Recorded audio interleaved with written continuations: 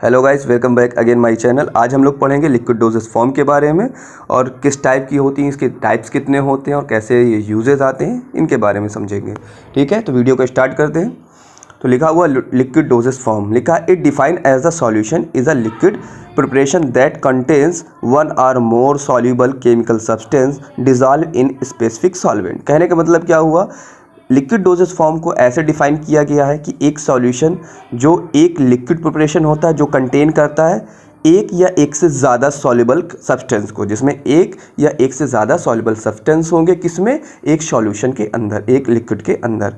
ठीक है, और जो क्या करेगा, एक स्पेसिफिक सॉल्वेंट के अंदर डिज़ॉल्व होगा। ठीक है, लिक्विड का मतलब क्या होता है कि एक के अंदर एक पड़ा हुआ है और एक क्या है, सॉल्वेंट है, दूसरा क्या है, सॉल्यूट है। तो वो लिक्विड प्रिपरेशन है, उसमें जो सॉल्यूट है वो एक भी हो सकता है, दो भी हो सकते हैं, दो से ज़्यादा भी हो सकते हैं। ठीक है, तो वो प्रिपरेशन से मिलके बना होता है, उसी को लिक्विड डोजेस फॉर्म कहा जाता है जनरली।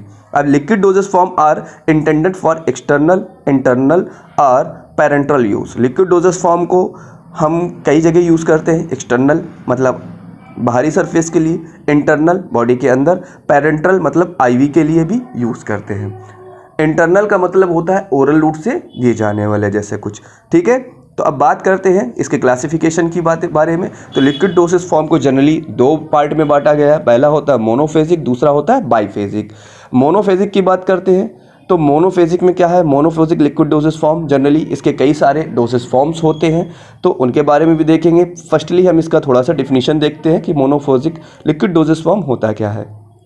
लिखा है they are represented by true और colloidal solution the component of the solution which is present in large quantity known as solvent and the component present in small quantity known as solute. हमने जो definition अभी liquid dosage form में बताई थी कि दो चीज़ें होती हैं, एक सॉल्यूट होता है, एक सॉल्वेंट होता है, जिसमें जिसको डिज़ाल्व किया जाता है, जिसमें जिसको डिज़ाल्व किया जाता है। मतलब क्या हुआ, एग्जाम्पल के तौर पे शक्कर को आप वाटर में लेके डिज़ाल्व कर दो तो क्या कहलाएगा, इसमें आपका सॉल्यूट क्या होगी, शुगर हो जाएगी, और जो आपका सॉल्वेंट कौन हो जाएगा, वाटर हो जाएगा।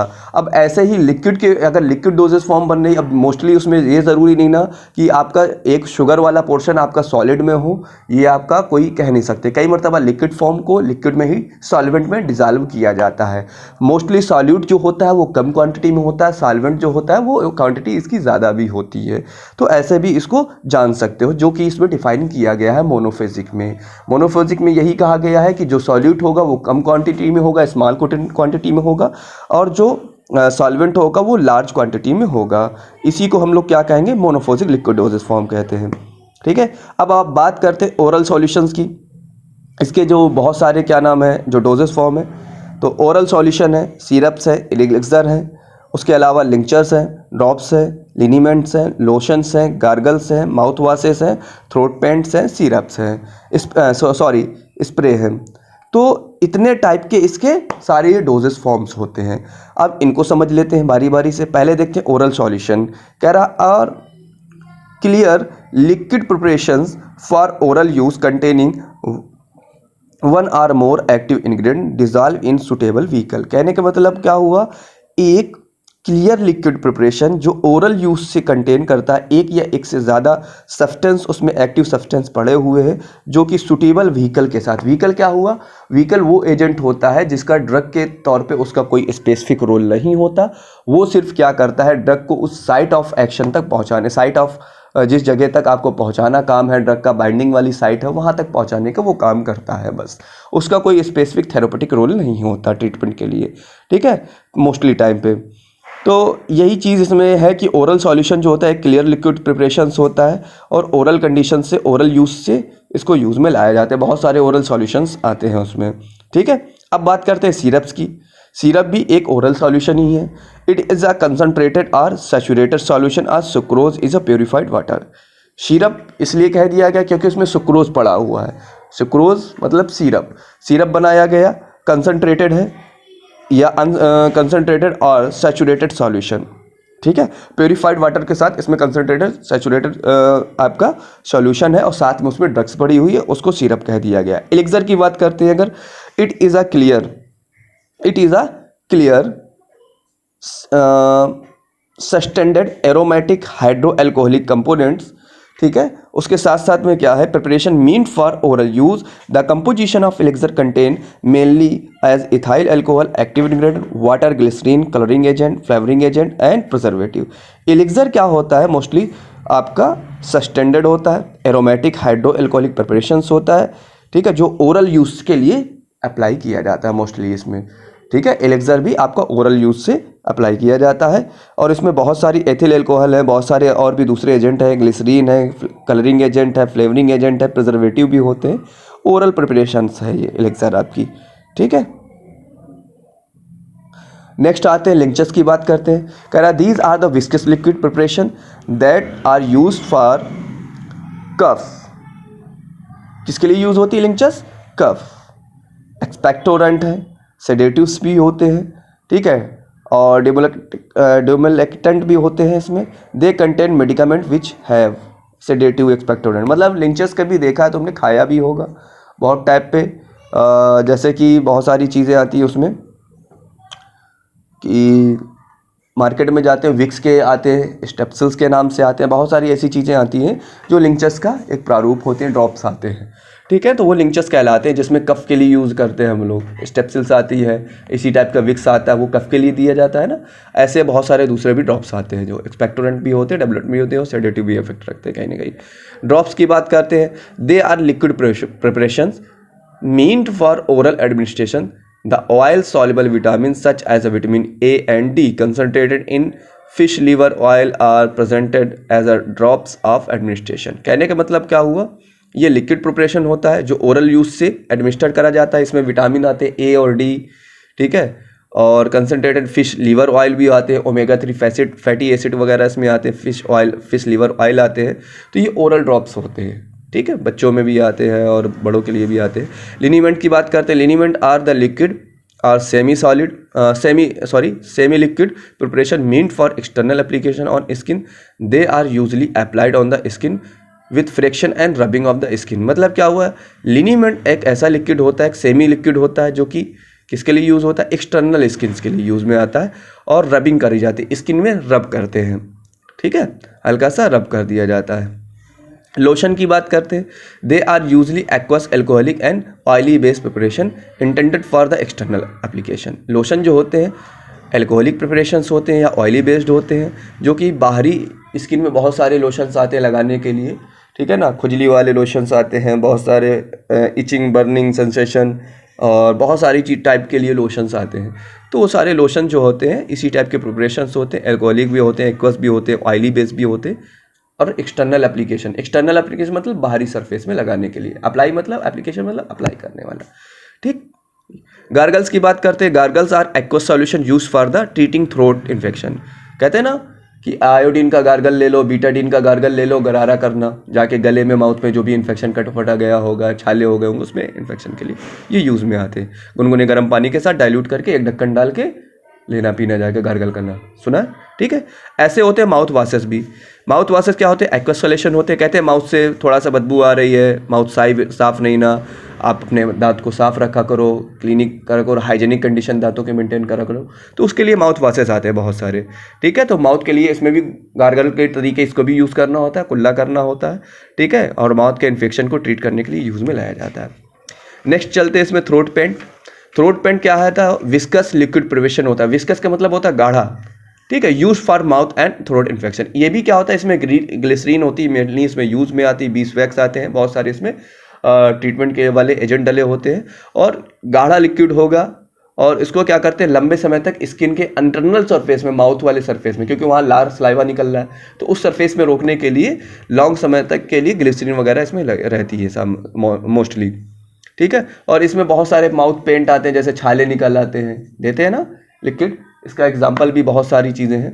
तो ये थ्रोट पेंट्स आते हैं बहुत सारे, कि देखा होगा माउथ अल्सर करके आते हैं, माउथ अल्सर, बहुत सारे ओरा बर्न, ओरा फास्ट, इस टाइप के तमाम सारे आते हैं। ओरल के लिए थ्रोट पेंट छालों में मोस्टली अप्लाई किया जाता है, इन्फेक्शंस के लिए भी किया जाता है। स्प्रे कह रहा है, these are the preparation of drug which may be aqueous and alcoholic और ग्लिसरीन।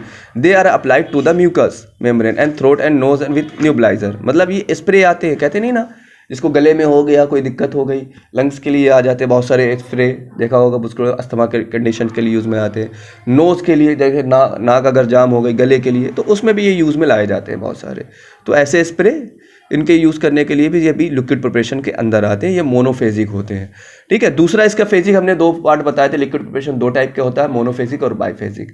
तो अभी जितने भी हमने डोजेस फॉर्म बताए, ये सारे के सारे क्या होते हैं, मोनोफेजिक के होते हैं, जिसमें एक या एक से ज़्यादा सब्सटेंस किसी तीसरे सब्सटेंस के सॉल्वेंट, दूसरे सब्सटेंस सॉल्वेंट के साथ में ऐड होके एक्ट कर रहे होते हैं, ठीक है। वो सॉल्वेंट होता है, सॉल्वेंट का मतलब वो सिर्फ घोल के रखने वाला है, वो सिर्फ व्हीकल है, उसका कोई स्पेसिफिक रोल नहीं ना, ठीक है। अब यहां पर बात आती है बाइफेजिक लिक्विड डोजेस फॉर्म की, जो उसका दूसरा पार्ट है। किसका? लिक्विड डोजेस फॉर्म का दूसरा पार्ट है कौन सा?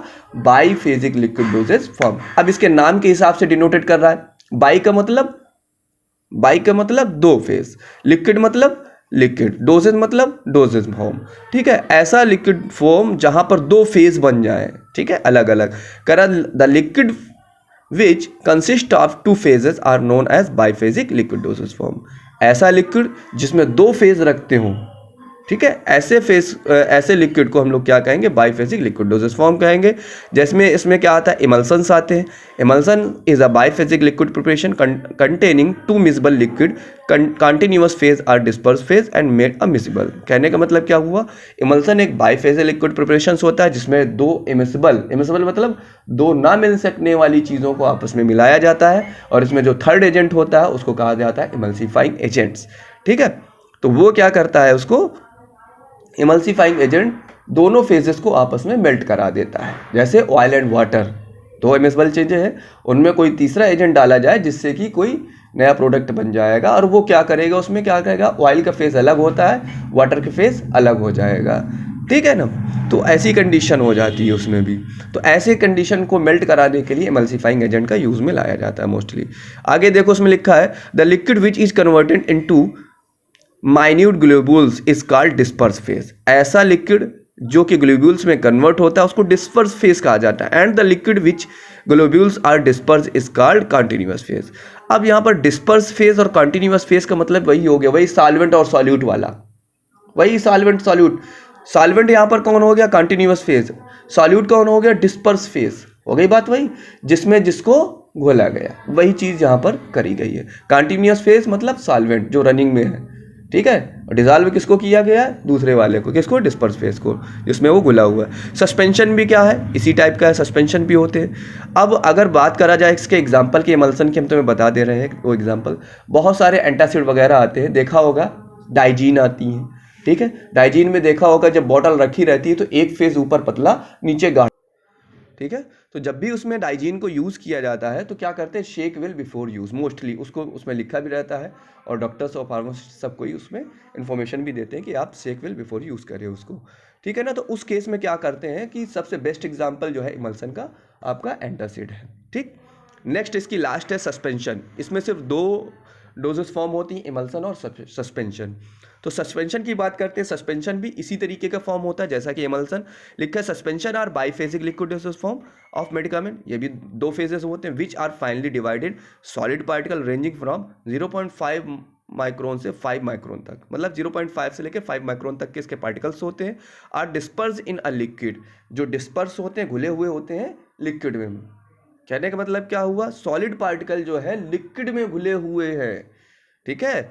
इन a liquid or semi liquid vehicle with the help और single or combination of suspending agent. किसकी मदद से घुले हुए हैं? मतलब उस पर क्या था? 2 इमिसिबल, कई मरतबा सॉलिड होते हैं, मतलब लिक्विड होते हैं मोस्टली इमल्सन में। 2 फेजेस हैं, इमिसिबल फेजेस हैं। इस पे क्या? एक सॉलिड है और एक लिक्विड है, और दोनों ऐसी कंडीशन है कि दोनों आपस में मेल्ट नहीं हो सकते। और जब मेल्ट नहीं हो सकते तो उसमें तीसरा एजेंट डाला गया, सस्पेंडिंग एजेंट। उसमें कौन सा डाला गया था? Emulsifying agent. तो है दोनों का मैटर एक ही टाइप के, दोनों की थिंकिंग एक ही टाइप का, दोनों का काम एक ही टाइप का, ठीक है। तो इसमें कोई इतना ज़्यादा माइंड को चेंज करने की ज़रूरत नहीं ना। इमल्सिफाइंग एजेंट भी वही करता है जो ये करता है, सस्पेंड करता है, ठीक है ना। तो उसको लेके भी वही थिंकिंग रखना जो कि इमल्सिफाइंग एजेंट के लेके है। ठीक है। तो सेमी सॉलिड लिक्विड जो है, सेमी सॉलिड जो liquid vehicle with the help of single or combination of suspending agent, उसकी मदद से ये क्या करता है, हेल्प करता है कि वो जो सॉलिड पार्टिकल्स हैं वो डिज़ाल्व हो जाए, किसमें, आपके लिक्विड में डिज़ाल्व हो जाए, अपना जो भी प्रिपरेशन आप बना रहे हैं। ठीक है। तो इसमें भी बहुत सारी चीज़ें आती हैं। मोस्टली कई मरतबा इसके सस्पेंशन मतलब इंजेक्शंस फॉर्म आते हैं कि एक वाटर है, दूसरा उसके लिक्विड फॉर्म में क्रिस्टल्स फॉर्म में इंजेक्शंस है, उनको भर के उसमें डिज़ाल्व करा जाता है वाटर को, फिर उसके बाद शेक करके इंजेक्शन बनाए जाते हैं। कई मरतबा सिरप्स होती हैं, कई मरतबा ऐसी चीज़ें होती हैं जिनको यूज़ करा जाता है सस्पेंशन के तौर पर। बच्चों वाले ड्रॉप्स आते हैं, मोस्टली बच्चों के ड्रॉप्स आते हैं जितने भी, मोस्टली सिफेक्सिम है, एंटीबायोटिक्स हैं, उस पर एक फॉर्म वाटर आती है, एक सूखा पाउडर्स आता है।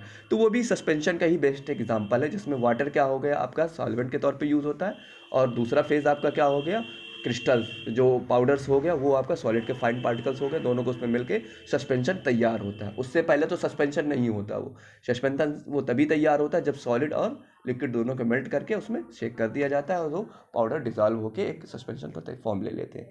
ठीक है, फिर आज के लिए इतना ही रखते हैं, फिर thank you so much, next video में मिलेंगे। आई होप कि ये वीडियो आपको पसंद आया होगा, उसके लिए bye bye, thank you so much.